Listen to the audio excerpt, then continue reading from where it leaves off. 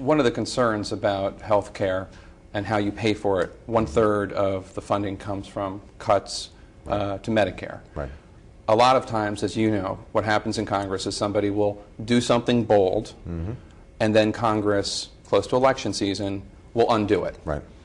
You saw that with the doc fix. Right.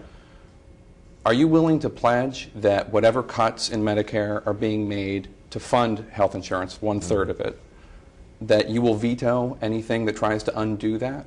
Yes. I actually have said that it is important for us to make sure this thing is deficit neutral without tricks.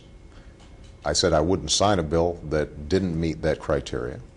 And what I also said in that speech to the joint session was that I'm willing to put in some safeguards where if we don't obtain the savings that have been promised, then we've got to make adjustments in terms of the benefits.